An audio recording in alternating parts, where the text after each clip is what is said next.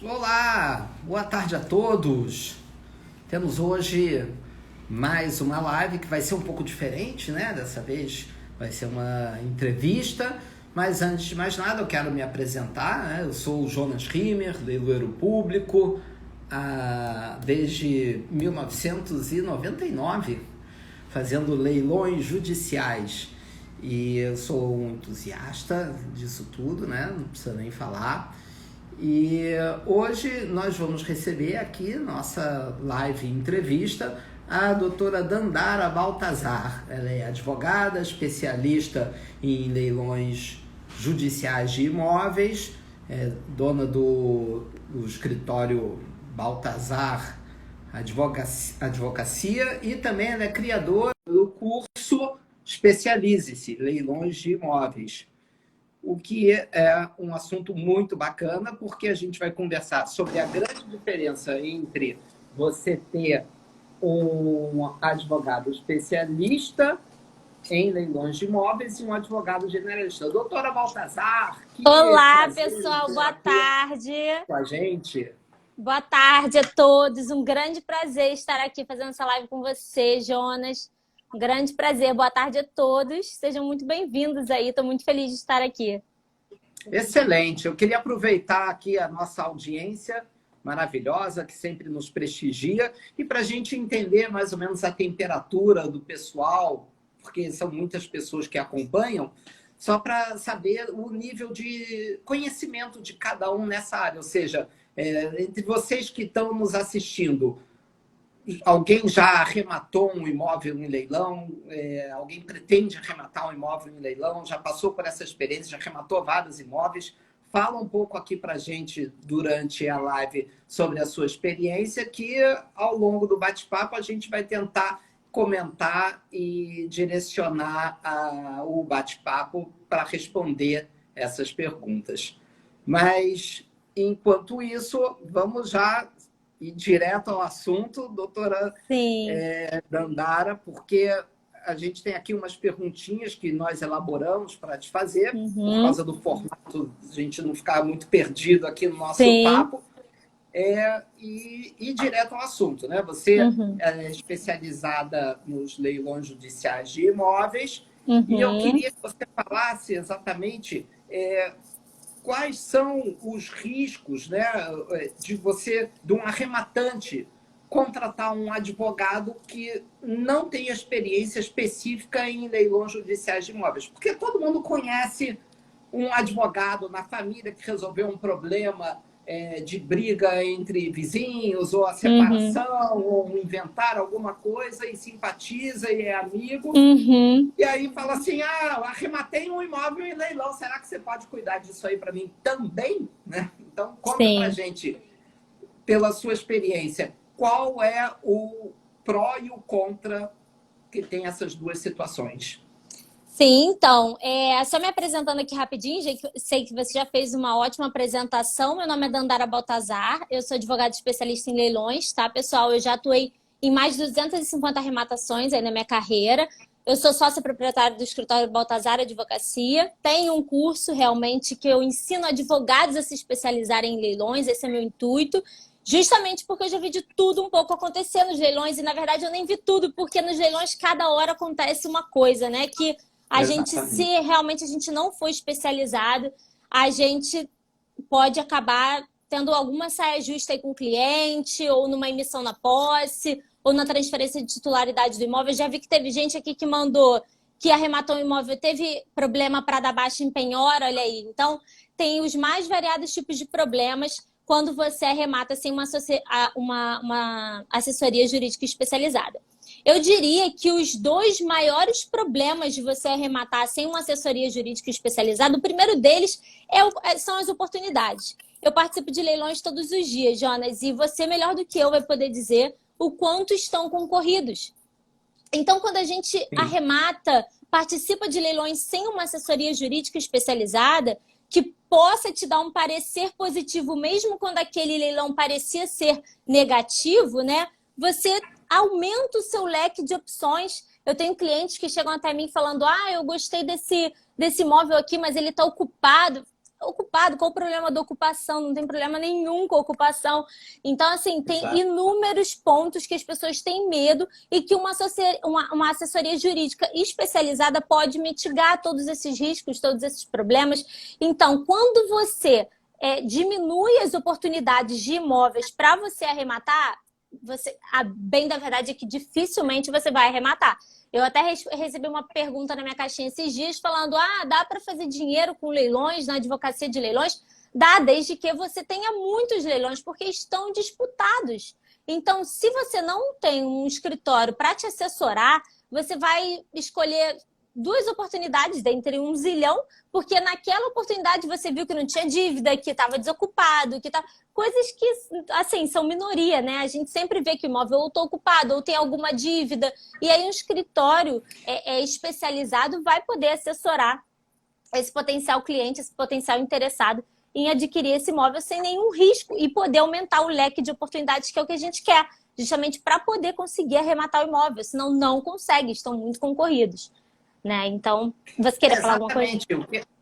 Não, exatamente isso que você está falando. O que ocorre muitas vezes é que o pessoal primeiro arremata o imóvel e depois procura o advogado que vai prestar assessoria jurídica. Só que, na verdade, o preço é o mesmo. Se você chamar ele antes, né, analisar o processo, ele vai te falar o passo a passo e os riscos, vai ter aquela percepção da leitura do edital. Aqui tem um direito de ação. Não quero nem saber o que é, deve ser enrolado. Ou o imóvel está ocupado, ou tem um monte de penhoras aqui. São tudo questões que, com um olhar clínico de um advogado que tem experiência, ele já vai matar aquilo, falando, não, isso aqui tudo é tranquilo para o leilão. Isso resolve facilmente. Para você ter uma ideia, Jonas, eu já arrematei até imóvel com usufruto. Assim, que eu sabia que eu conseguiria cancelar aquele usufruto, porque eu conhecia o juiz, eu sabia que o juiz ia dar baixa naquele usufruto. Então, você imagina, um leigo sem escritório de advocacia especializado, ou até mesmo um advogado generalista, nunca entraria nesse leilão. Nunca. Com certeza. Nunca. Ia ver ali o usufruto na matrícula e ia correr. Então, assim, o aumento do leque de oportunidades, para mim, é um dos maiores pontos que diferem um advogado generalista de um advogado especialista, porque o especialista sabe onde ele pode entrar, que normalmente são em todos os casos, né, Jonas? A gente tem casos em que, aparentemente, seria um sinal vermelho, ou porque o arrematante se responsabiliza por dívidas, ou porque tem usufruto, por exemplo, mas aí o advogado especialista sabe como contornar isso, né? Então, acaba que aquela oportunidade diminui a concorrência, porque parece um sinal vermelho, mas na realidade não é. E aí você está assessorado por um escritório especializado. E corroborando com o que você falou, normalmente as pessoas, já passei por casos assim, de pessoas que arremataram o imóvel e depois me procuraram. O preço é o mesmo, realmente. Eu não vou cobrar menos só porque eu não fiz o due diligence, né, a análise prévia. Eu vou cobrar a mesma coisa, porque os serviços serão os mesmos, emissão na posse, transferência de titularidade, enfim, todas essas coisas. Então, em parte, eu acho que eu me sinto um pouco culpado disso, das pessoas procurarem o advogado somente depois, principalmente nos meus leilões, porque, modéstia à parte, a gente tem um jurídico próprio, interno, realmente extraordinário. Eu não posso falar dos meus colegas, mas eu posso falar de mim. E eu acho que ninguém tem uma estrutura jurídica igual a nossa. Acho muito difícil, realmente. Que estão comigo há quase 20 anos. Então, elas são muito experientes, são muito feras. E os nossos processos, quando chegam no leilão, quando a gente marca o leilão, é porque realmente eles estão bem redondinhos. Então, de certa forma, eu sou um pouco culpado do pessoal arrematar com a gente antes de fazer a análise e procurar o advogado só depois. Porém, eu incentivo e encorajo sempre as pessoas a procurarem assessoria. Mas, além dessa questão da perda de oportunidade, né, que é o que acontece, as pessoas deixam de participar de leilões que poderiam ser arrematados muito mais em conta, porque não são tão disputados, pois, à primeira vista, afugenta os interessados em arrematar aquele imóvel em razão dos problemas aparentes que, numa primeira leitura, na leitura de um leigo, nos olhos de um leigo, pode assustar, mas que com os olhos de um especialista sabe como lidar com a situação. Então, é a perda de oportunidade, número 1. Número 2, a perda de tempo no Tempo. pós-leilão, no desembaraço, Isso que eu ia para falar. conseguir a carta de arrematação, a emissão na posse, e efetivamente ter o imóvel para si, seja a transferência, né, da propriedade do RGI, seja a própria posse, o uso do imóvel, né? A perda de tempo, e naturalmente tempo é dinheiro, né? Ou seja, você acaba perdendo dinheiro com isso, porque a gente sabe que, dependendo da situação, às vezes passa a ser de responsabilidade do arrematante o pagamento do condomínio a partir da arrematação, e nem todo mundo tem a capacidade, nem todo advogado tem a capacidade e o convencimento do juiz de que o condomínio é responsabilidade do arrematante a partir da emissão à posse, não da arrematação. Né? Fala um pouco pra gente e aí, sobre até isso. pegando o gancho dessa questão do condomínio, e foi até uma pergunta que eu recebi, isso também difere um advogado generalista de um advogado especialista, porque um advogado generalista muito provavelmente vai aceitar que o cliente pague pelas dívidas, né, condomínio e IPTU a partir da arrematação. O juiz falou, tá falado.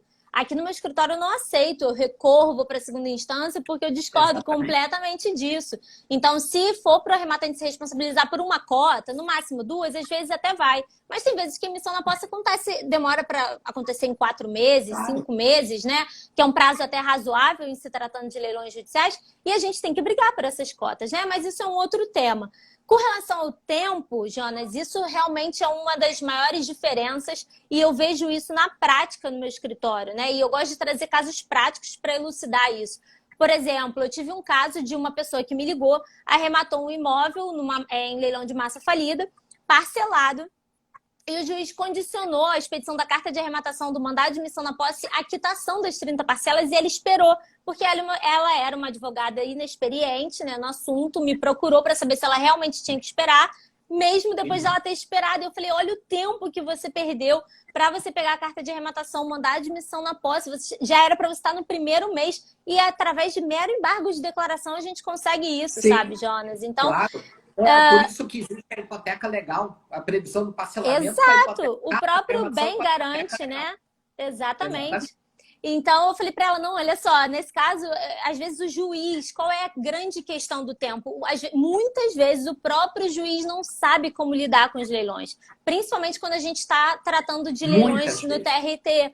Né? Então, eu já tive casos, eu gosto de contar porque realmente me marcou. Na 14ª Vara do Trabalho, um juiz super gente boa, despachando com ele, ele falou, doutor, eu não sei o que eu tenho que fazer nesse caso, eu não estou familiarizado com leilões, me ensina em qual caminho. É então, um momento assim, muito específico da exatamente. execução. Muito, muito. Não é todo juiz que está acostumado. Então, às vezes, o juiz dá um direcionamento ao pós-arremate que, se o advogado não for especialista, ele se perde no processo, vai na onda do juiz e demora aí 7, 8, 10 meses para conseguir uma carta de arrematação, um mandado de emissão na posse, que é para a gente conseguir ali em 3 meses, assim, sendo conservadora, 4 meses, 5 meses ainda é um prazo razoável em se tratando da justiça brasileira. Então, assim, o tempo realmente, quando você está com um advogado especialista que já conhece vários juízes, eu já conheço vários juízes, né, no Fórum da Barra, Fórum da Capital, onde a gente pode despachar, pode acelerar o processo, sabe que uma vez passado o prazo para impugnação, a carta tem que ser expedida, mandado de emissão na posse. Então, tudo isso faz total diferença quando é um especialista e quando é um generalista nessa questão do tempo para expedição da carta e para emissão na posse. Entendi. Essa questão de você ser... O que acontece é o seguinte... Muitas vezes a gente vê advogados que simplesmente têm um modelo de petição, faz a petição, protocola, e esse é o trabalho deles. Exato, é fundamental a participação do advogado, até mesmo para ajudar a cobrar a própria assinatura do auto de arrematação. A gente tem tido esse problema aqui, que a gente entrega o auto de arrematação no cartório. Agora, tem cartórios que não querem receber mais fisicamente o processo eletrônico. A gente junta online no processo eletrônico, faz o upload, mas eu faço questão de entregar uma via física para que o cartório colha a assinatura do magistrado e eles façam o upload. Porque se você baixar o auto que eu juntei, eles assinarem, depois escanear e fazer o upload, ele perde a qualidade. Então, já entrega uma via original para o juiz assinar. Só que muitos cartórios se negam a receber. Isso é uma desculpa que eu tenho, além de melhorar a qualidade, para que o documento exista como uma cobrança do cartório de que eles precisam fazer alguma coisa, porque senão o documento fica juntado lá no processo e ninguém toma iniciativa nenhuma. Os nossos advogados, nossos estagiários, eles vão assim, diariamente no fórum cobrar a assinatura do auto, alertando que o prazo só vai começar a correr a partir da homologação do leilão. Se o juiz não assinar, a gente fica de mãos atadas. Sim. E essa atuação do advogado especialista é fundamental, porque ele vai identificar que o auto não foi assinado e vai se preocupar com a questão da contagem do prazo e entende que ele só é perfeito, acabado e retratável com a assinatura do juiz. Exatamente. Então, esses são os passos, mas o mais importante de tudo é essa atitude proativa do advogado especialista em ir lá, em cobrar os andamentos, em cobrar a juntada da petição, abrir conclusão e ficar em cima disso tudo, porque o arrematante é um terceiro de boa-fé que está trazendo uma solução para um litígio, para um processo judicial. O novo CPC prestigiou a figura do arrematante. Sim, né? Demais. Então, o arrematante tem urgência. Né? Eu coloquei meu dinheiro aí, eu quero o que eu tenho direito, que é a carta e a emissão. Naturalmente, a atuação de um advogado especialista efetivamente é fundamental para isso. Então, eu quero te perguntar o seguinte, certamente você já teve algumas experiências fantásticas. Conta para gente um exemplo de algo que foi super positivo e algo que foi dramático que você já tenha presenciado e de forma que fique clara para as pessoas a grande diferença financeira, né, que pode trazer a atuação de um advogado especialista em leilões de imóveis. Eu vou trazer aqui a experiência negativa que se mistura com a positiva, né, com relação à importância da gente ser especialista. A primeira coisa que a gente tem que fazer quando a gente arremata um imóvel é pedir que o juiz não libere nenhum valor do processo, né, em se tratando de leilão judicial, sem que isso na seja justiça expedida. Do trabalho é fundamental, né? Nossa, muito! A gente quase, eu não atuo muito na Justiça do Trabalho, muitas vezes, porque eu tenho esse receio, que eu já vi situações que o juiz trabalhista liberou o dinheiro, depois foi desfeito a arrematação e o arrematante ficou numa situação complicada. É desesperador, e eu já passei por isso algumas vezes. Na Justiça Estadual, esse tipo de situação não acontece, né? O dinheiro fica lá protegidinho.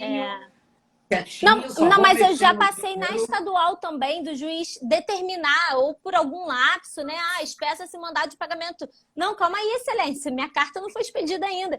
Então, assim, um advogado, primeiro que o processo de arrematação, né, um processo oriundo de leilão, né, deve ser acompanhado de, assim, com máxima proximidade, super de perto. E aí vem mais uma diferença do advogado especialista para o generalista. Porque o generalista tem 1 zilhão de ações e o advogado especialista em leilões lidar com muitas demandas, obviamente, mas não tanto quanto um generalista que faz leilão, faz juizado, faz trabalhista, faz criminal, sabe? É totalmente diferente. Então, acompanho de perto os meus processos e, assim, o caso, né, conforme você me perguntou, o juiz queria liberar o dinheiro antes de expedir a carta de arrematação e mandado de admissão na posse. Ele queria liberar o dinheiro para o município, para os credores. E aí, atentamente, no mesmo dia eu parei de fazer tudo o que eu estava fazendo e falei, não, peraí, excelência. Eu peço na minha petição, na primeira petição que eu faço, eu já peço que o juiz não espeça mandado de pagamento para ninguém sem antes expedir a minha carta de arrematação e meu mandado de admissão na posse. Mas a gente sabe que o juiz muitas vezes não lê todos os pedidos que a gente faz. E aí liberam ali, aí ele queria liberar, na mesma hora eu entrei com petição, já liguei para a secretária do juiz. Então, a proatividade nisso é muito importante e aí eu consegui que o dinheiro não fosse liberado. Eu já tive casos assim, tanto no TRT quanto na Justiça Estadual, na verdade, só tive uma vez. Mas no TRT eu já tive 2 ou 3 vezes casos assim, né? Porque o crédito é alimentício e tudo mais, e aí ele quer liberar o dinheiro com rapidez para o credor. Não, peraí, o arrematante é o principal, é a peça principal nesse caso. Primeiro tem que dar segurança a ele, depois libera dinheiro para o restante das pessoas. Então, se você não tiver bem assessorado, se você não tiver assessorado por um escritório especializado ou não tiver assessorado por escritório nenhum, porque a gente sabe que no TRT, teve uma época que eu fazia o levantamento de todas as arrematações que aconteciam aqui no Rio. E aí eu vi que no TRT as pessoas arrematavam muito sem advogado, porque tem como, né, você peticionar, enfim, não sei nem como é que faz, mas tem como. E aí, se você não tiver assessorado por um escritório, você não está acompanhando aquele processo, seu dinheiro já foi. O juiz já liberou e você não sabe nem quando a sua carta vai ser expedida, seu mandado de admissão na posse. Se caso a arrematação for anulada, você não está mais com seu dinheiro ali preso no processo. Olha que risco, né? Que um tem tipo isso. de economia que não compensa, né? Nem um pouco, nem um pouco.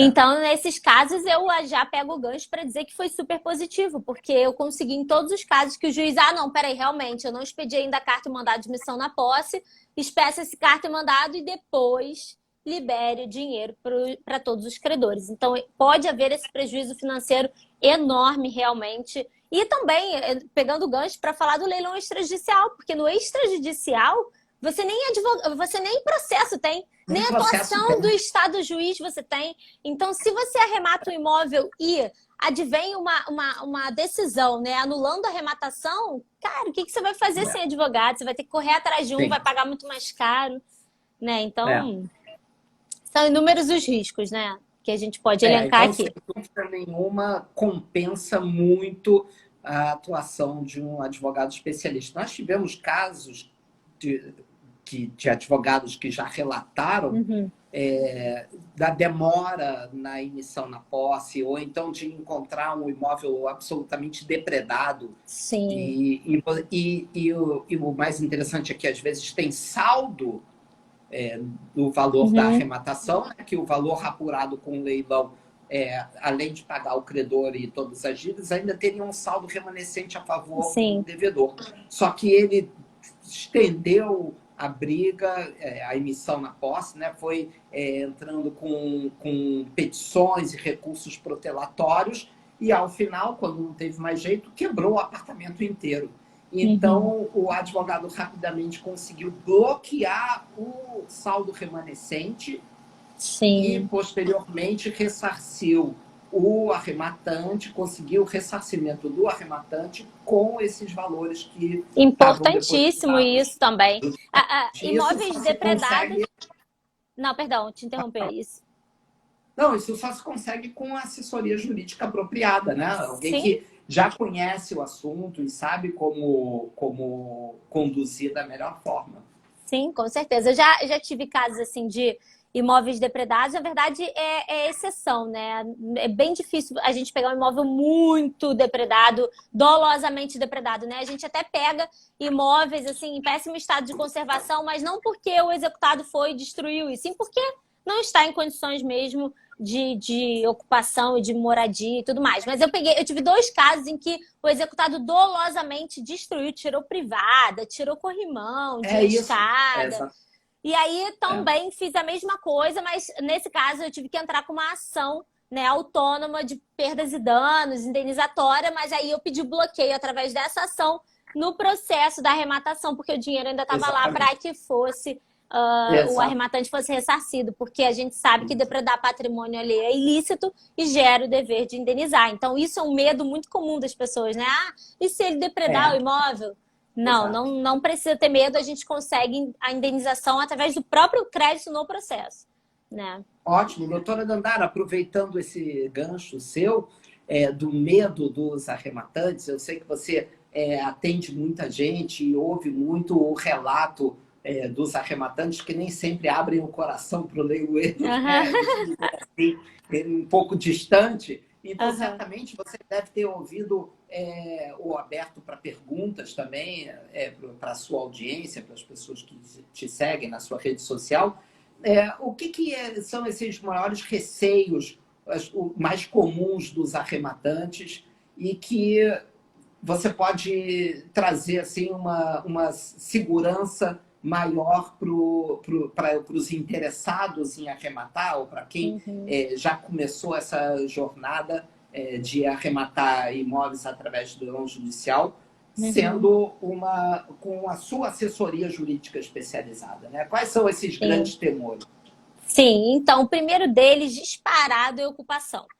O pessoal tem Porque é muito uma coisa tão medo. simples, Pois que é, tanto a gente já realmente. falou sobre o assunto, que é Eu sou indiferente se está ocupado, se não está ocupado, a emissão na total. posse tem que ser cumprida da mesma forma. Sim, assim, eu sou bem militante desse tema da ocupação, porque a bem da verdade é que a experiência denota que imóveis ocupados, inclusive, apresentam um melhor estado de conservação que os imóveis desocupados, né? Claro, Então, assim, eu já exatamente. peguei imóvel desocupado em péssimo estado de conservação, cheio de bicho. Assim, então, eu até E prefiro imóveis a ocupados em hidráulica, fica um ano sim, sem usar a hidráulica, né? terrível. Então, assim, isso é um mito que vem do antigo CPC. A gente sabe que o antigo CPC não conferia segurança jurídica para arrematante, e é isso que o pessoal precisa entender. O antigo CPC, o CPC de 73, ele não conferia a segurança jurídica que o arrematante hoje tem com o CPC de 2015, que tudo mudou.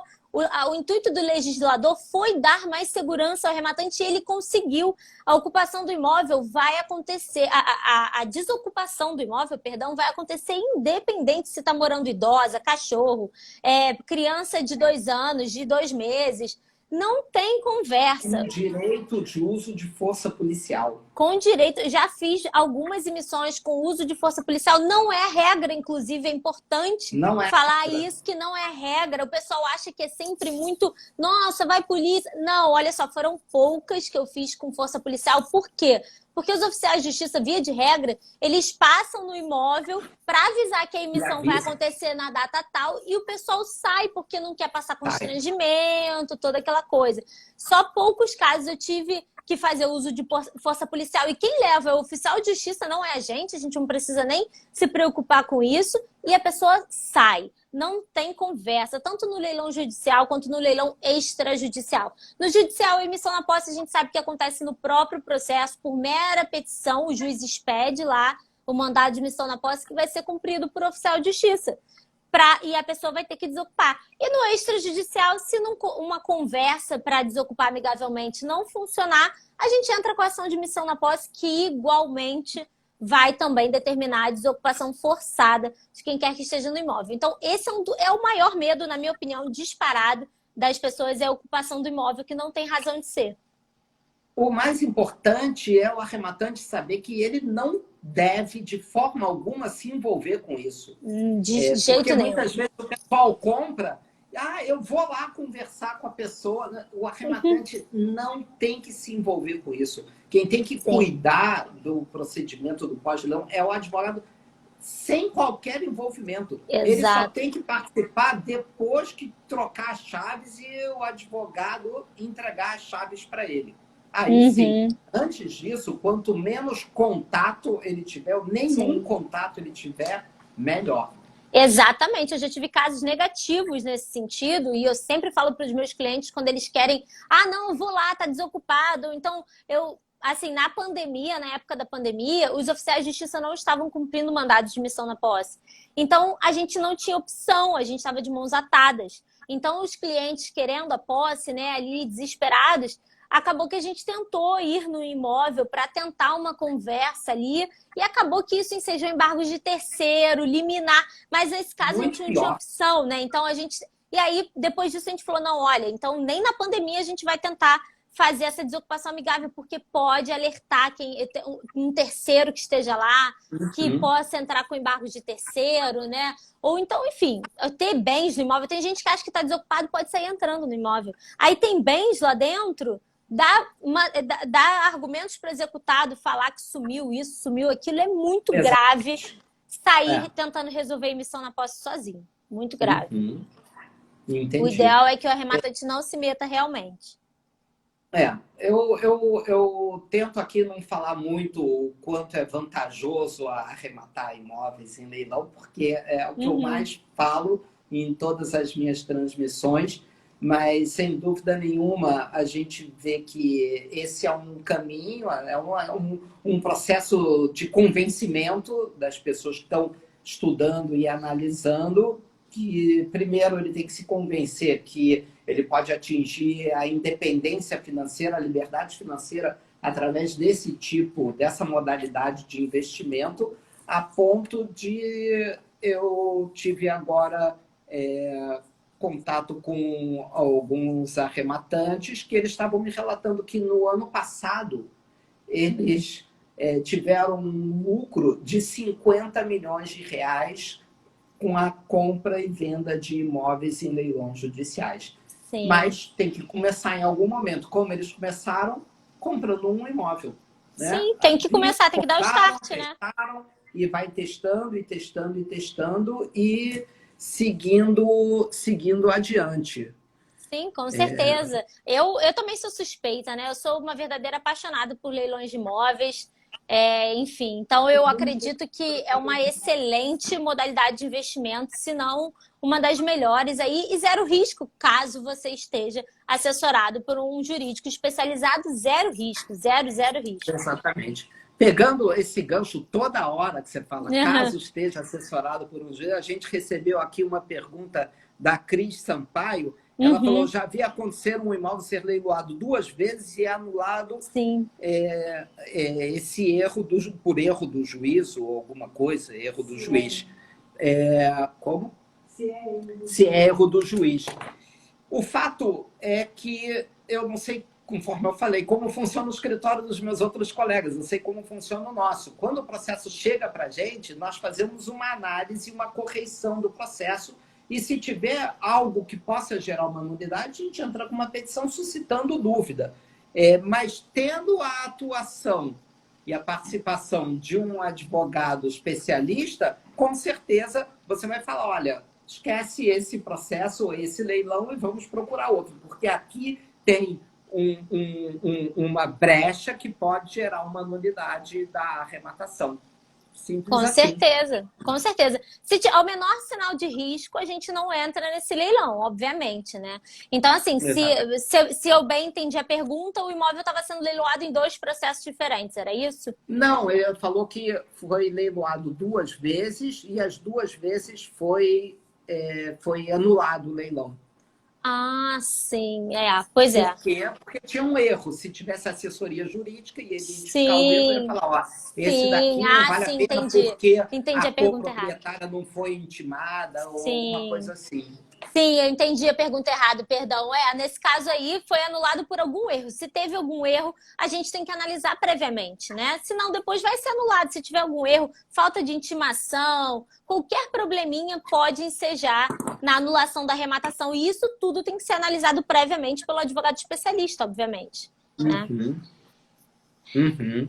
Eu acho que a gente recebeu mais uma pergunta aqui. Eu recebi algumas perguntas também na minha caixinha, se vocês quiserem. Compartilha com a gente aí as suas perguntas, por favor. Eu recebi uma pergunta, eu tô aqui olhando na outra tela. Quanto tempo leva uma desocupação extrajudicial caso não tenha acordo? Né? E aí, a gente aqui está mais focado no leilão judicial, mas só para não deixar de responder a pergunta, né? Uma emissão na posse em leilão extrajudicial, a gente sabe que tem 60 dias para desocupar de acordo com a lei, então após esse prazo vai ocorrer a emissão na posse. Então a gente dá mais ou menos um prazo aí de 3 meses para conseguir a emissão na posse no leilão extrajudicial. 3 meses a 4 meses eu acho que é um prazo razoável para uma ação de emissão na posse se desenrolar. Entendi. E você quer falar outra pergunta que recebeu aí também? Não, vamos abrir para perguntas. Quem tiver a fim de fazer. Tem bastante pergunta aqui que eu tô vendo que tá entrando muita pergunta aqui nos comentários. Fica à vontade. Eu acho que eles estão se sentindo mais confortáveis de mandar para você do que para mim. Deixa eu ver aqui. Vou pegar a da caixinha, não estou conseguindo ver a dos comentários. Não, achei, consegui ver. Vamos lá. Quando há alienação fiduciária, o débito do proprietário passa para o arrematante? Então, isso é uma excelente pergunta, né? Quando há alienação fiduciária, é aquele famoso leilão de direitos que assusta todo mundo, né? E há uma cortina de fumaça quanto a esse tema, né? Sobre quem se responsabiliza pelo débito da alienação fiduciária, se existir um saldo remanescente dessa alienação fiduciária. Então, a gente tem que analisar... O valor do leilão não cobriu, o valor do bem arrematado não cobre a dívida da alienação fiduciária. Exatamente. Então, assim, a gente tem que verificar se o valor do leilão vai cobrir esse saldo da alienação fiduciária e caso ele não suporte, caso ele não possa cobrir o saldo da alienação, é interessante ver se esse juiz entende que o arrematante não se responsabiliza por essa dívida. Então, mais uma vez, até Isso pega no o leilão gancho. judicial. Isso no No leilão judicial. judicial. Judicial. Isso no leilão judicial. Então, mais uma vez, pega o gancho para dizer o quanto é importante um escritório especializado em leilões, porque essa semana mesmo eu participei de um leilão de direitos, onde havia uma dívida de alienação fiduciária em que, na verdade, não era que o saldo não cobriria, simplesmente ela não tinha sido informada. Mas eu conheço o juiz, eu sei como aquele juiz entende, que ele entende pela transferência da propriedade plena, que a arrematação é modalidade de aquisição originária da propriedade, e um juiz não pode ter comportamento contraditório. Então, isso é uma segurança para que a gente arremate, né? O arrematante não vai se responsabilizar por eventual dívida. E também o fato do credor fiduciário ser intimado e não informar a dívida nos autos também denota, né? Tem várias jurisprudências nesse sentido, que o arrematante não se responsabiliza pela dívida por conta disso. Então, tem que ter muito cuidado com o leilão de direitos em que haja alienação fiduciária, muito cuidado mesmo, e procurar um escritório especializado para isso, né? Sim. Pois é, e não desperdiçar oportunidades, porque pode ser uma boa oportunidade. Exatamente. Sim. O que acontece é que a gente tem visto que leilões em determinados cartórios acabam sendo mais procurados do que outros, justamente porque o pessoal já sabe como pensa o magistrado. Sim. Em relação a exatamente essas questões. E alguém que não está assessorado com um advogado que já esteja habituado a esse tipo de situação, ele simplesmente não vai ter esse resultado. A gente sabe que, infelizmente, aqui na comarca da capital, tem, vamos dizer, alguns poucos, talvez especificamente um, né? Cartório, que você vai arrematar e, infelizmente, você provavelmente não vai ter o que você comprou tão cedo de forma alguma. Só que você só vai saber disso se tiver a assessoria jurídica que já se deparou com esse problema com aquele magistrado especificamente. Sim, sim. Né? E o contrário também acontece. Tem umas varas que a gente sabe que a arrematação desenrola em 1, 2 meses. E aí a gente pode dizer para o cliente, eu tive um caso no fim do ano passado em que eu falei para o meu cliente, olha, essa vara pode disputar, que em 1 mês você está dentro do imóvel. E ele disputou e levou, porque eu falei, e em 1 mês ele estava dentro do imóvel, já fazendo obras, porque a gente sabe que desenrola rápido, a gente sabe que desenrola devagar. É óbvio que é difícil conhecer todas as varas, são inúmeras, mas a grande maioria, com a experiência, a gente acaba conhecendo, né? Com certeza.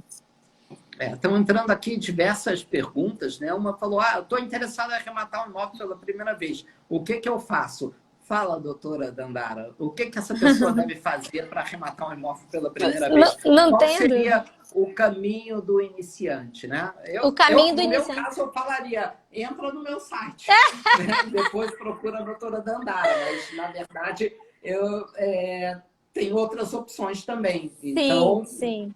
Enfim, como alguém te procura dizendo quero arrematar um imóvel, o que eu faço?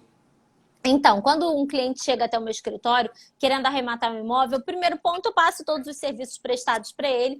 E o segundo ponto e na verdade eu faço essa análise em conjunto com o cliente, se é interessante, porque a gente sabe que muitas vezes, e aí até fica uma dica para o pessoal, primeiro ponto é analisar se aquele valor que o imóvel está sendo levado a leilão bate com o de mercado. Porque muitas vezes a avaliação do imóvel, que é feita por um oficial de justiça, é superior ao valor de mercado. E às vezes o valor que o imóvel está indo a leilão na segunda praça, talvez não seja nem interessante, porque é óbvio que se aproximar muito do valor de mercado, o leilão perde o seu principal motivo, né? Razão de ser, que é o desconto. Então, o primeiro passo para quem quer arrematar é esse. Exatamente. Que o dever de casa do arrematante é verificar até quanto vale a pena. E disputar naquele imóvel. O arrematante que tem que fazer o cálculo de trás para frente do que ele quer em termos de responsabilidade. Qual a expectativa dele em termos de responsabilidade. Sim. A questão de processo, de risco, isso é responsabilidade do advogado Com especialista certeza. em imóveis. Sim. Mas a parte econômica, a análise financeira, é do arrematante, que ele tem que ir lá, que nem você falou, conversar com o porteiro, com o vizinho, com as pessoas do entorno para saber essa coluna é virada para o lado de lá, é virada para o lado de cá, tem comunidade, não tem comunidade, o último imóvel, quanto foi arrematado, quanto foi vendido, não arrematado, mas através da venda, por quanto foi vendido, tem algum alugado, qual o valor do aluguel aqui, de repente o arrematante está comprando para fazer um patrimônio e colocar o imóvel para alugar. Então, são pequenos detalhes que somente uma pesquisa de campo do arrematante para definir até quanto vale a pena. Porque vai ter disputa, se o imóvel é bom, com certeza vai ter disputa. Mas é importante ele estar preparado e saber o número exato que compensa para ele. A partir dali, não compensa mais. A parte jurídica é com o advogado. Sim, exatamente. Então, é justamente esse o primeiro passo. Análise da viabilidade financeira. Verificar a localização, verificar tudo isso que você falou, muito pertinente. Esse é o primeiro passo do arrematante, obviamente, procurar um escritório especializado para fazer a parte da análise prévia de documentações. Tem aqui Rapidon 7494. Existe alguma situação onde as penhoras que incidem sobre o imóvel podem acabar sendo de responsabilidade do arrematante?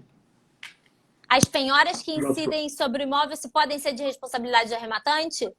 Não, pessoal, vamos entender aqui uma coisa. A questão das penhoras e indisponibilidades que fazem jus à dívida do executado não podem recair sobre o arrematante. A nossa preocupação no leilão mora apenas nas dívidas de condomínio, IPTU e taxa de incêndio quando aplicável ou alienação fiduciária, como a gente já conversou aqui.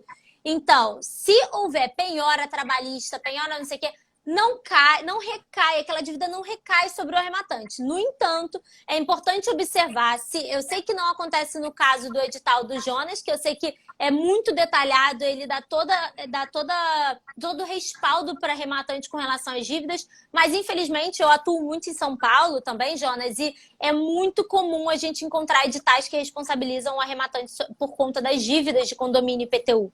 Absolutamente comum. Então, nesse caso em que você se depara com editais que responsabilizam o arrematante pela dívida de condomínio, IPTU, aí sim você tem que ter preocupação com relação às penhoras que estejam averbadas na matrícula por conta do concurso de credores. Esse é um papo mais aprofundado para a gente falar, né? Não cabe aqui em uma live, mas a gente tem uma ordem de credores para receber num processo. Então, o credor trabalhista, por exemplo, ele recebe primeiro que o condomínio, né? Por exemplo. Então, nesse caso de um edital que fala que o arrematante se responsabiliza pela dívida de condomínio, por mais que, na minha opinião, seja um absurdo, e aí eu não quero nem entrar nesse mérito aqui, é arriscado. O arrematante pode acabar se responsabilizando não pela dívida trabalhista, mas pela dívida de condomínio, porque o saldo da arrematação vai para quitar aquele credor trabalhista que está com penhora averbada na matrícula. No entanto, as penhoras e indisponibilidades, dívidas do executado, não recaem sobre o arrematante. A nossa preocupação é só com relação às dívidas do imóvel, condomínio, IPTU, taxa de incêndio, que no caso dos leiloeiros aqui no Rio, principalmente o Jonas, por exemplo, o edital é perfeito no sentido de que a arrematação será em consonância com os artigos 908 do CPC e 130 do CTN, subrogando-se as dívidas sobre o preço, e o arrematante não se responsabiliza por nada, né? Graças a Deus. Ótimo. Eu tento dar, porque você dá uma explicação jurídica, técnica, e muitas vezes os arrematantes ou interessados em participar do leilão me perguntam, na minha cabeça simples, tento dar uma explicação o mais simples possível, de que, na verdade, todos esses credores que estão atrás do devedor, eles não querem o imóvel, eles querem receber. Né? Então, para o arrematante, o que vai acontecer é que você tira o imóvel e coloca o dinheiro. E, a partir daí, a briga recai sobre aquele dinheiro. E não mais sobre o imóvel. Na medida que o leiloeiro teve a devida cautela de tirar uma certidão atualizada, colocar no edital todas as penhoras, ou gravames e intimar todos esses credores e notificar a todos, ou seja, todos estão cientes que o leilão efetivamente vai acontecer, para que habilitem o seu crédito, a ideia, de forma bem simples, é essa. Você tira o imóvel, bota o dinheiro no lugar do imóvel, porque o que as pessoas querem é o dinheiro, ninguém quer o imóvel do cidadão. Ou seja, o leilão foi isso, trocar o imóvel pelo dinheiro apurado no leilão. E a partir daí, a disputa recai sobre o dinheiro de acordo com a ordem de preferência, ou as regras delineadas no edital. Exatamente, exatamente. Aí a preocupação só mora com relação a esses outros editais, que não é o nosso caso aqui do Jonas, por exemplo, que imputam ao arrematante essas dívidas, e aí sim você tem que ter atenção com relação a isso, com relação a essas penhoras. E perguntaram até, que mandaram aqui nos comentários, eu arrematei o imóvel e não consegui cancelar as penhoras. Então tá aí, né? Isso não pode ser uma dificuldade. Eu sei que existem juízes, eu já passei por situações em que o juiz simplesmente... Excelência, você tem que dar baixa na indisponibilidade. Intime-se fulano, não tem que intimar ninguém, tem que dar baixa na indisponibilidade, baixa na penhora. Então, às vezes, a gente tem que ser mais incisivo, despachar com o juiz, porque todos esses gravames devem ser cancelados. Ótimo, excelente. E também a gente fica tranquilo porque hoje o entendimento praticamente, se não é unânime, é majoritário no nosso tribunal, que a arrematação é uma forma de aquisição originária, o arrematante não responde por absolutamente nada. Sim. Ou seja, vem trazendo uma segurança muito grande para os arrematantes. Doutora Dandara, o papo é excelente. A gente tem, assim, matéria muita coisa, né? 50 lives, porque, pelo que eu estou vendo, você é tão entusiasta quanto eu em relação a essa questão. Mas, na verdade, o que a gente queria aqui é somente abordar esses tópicos principais, que é a grande diferença e a grande vantagem que é você ter uma assessoria jurídica especializada. Agora, para finalizar, eu queria que você falasse para a gente um pouco sobre o seu curso, né? Porque, afinal de contas, você está instruindo os advogados que querem enveredar por esse caminho. Então, como funciona? Quando é o próximo curso? As pessoas que querem participar, só para advogado, ou terceiros que se interessem, que não são advogados, possam acompanhar também para conhecer um pouco mais, ou entender um pouco mais? Sim. Então, o meu curso, Jonas, ele já era idealizado há muito tempo. Eu comecei dando mentoria, né, que é individual, ao vivo, mas aí a minha vida começou a ficar muito corrida e eu percebi que eu tinha que fazer um curso gravado para as pessoas. E aí eu fiz esse curso, só que eu vejo muitas pessoas ensinando leigos a arrematarem sozinhos em leilões. Eu acho isso um verdadeiro absurdo, eu sou completamente contra. Justamente porque eu já atuei em várias arrematações onde, sendo advogada especialista, eu já me deparei com situações em que, caraca, como é que o juiz está fazendo isso? O que eu vou fazer agora, sabe? Então, assim, leilão não é para amador, pessoal. Leilão de imóvel não é para amador, eu sempre digo isso. Então, na contramão dessa galera que está ensinando o pessoal a arrematar sozinho, eu criei meu curso ensinando advogados a se especializarem em leilões de imóveis. Literalmente do zero a você se tornar um especialista. Eu trago toda a minha experiência prática, pulo do gato que eu uso no meu escritório, eu trago tudo nesse curso. A próxima turma vai ser no dia 4 de abril. Eu tenho um link na bio do meu Instagram para se inscrever para participar do aulão de lançamento, com desconto, enfim. E esse foi o intuito do meu curso. Pessoas que não sejam advogados. O curso é direcionado para advogados, bacharéis, estudantes de direito. No entanto, corretores de imóveis... Eu tenho um leiloeiro, inclusive, na minha turma do primeiro... Acredita? Lá de São Paulo. Da primeira turma, ele tá... Daniel, até o nome dele. E aí... enfim, leiloeiro pode comprar, corretor, o leigo também pode comprar o curso para entender sobre leilões. Pode, mas eu não faço apologia e nem ensino que o leigo faça lá a arrematação sozinho, porque eu não teria essa responsabilidade nas minhas costas. O direcionamento do meu curso é mais para isso mesmo, ensinar advogados a se especializarem e a gente aumentar esse mercado e a conscientização das pessoas de como leilões de imóveis são bons investimentos, né, e são seguros. Exatamente.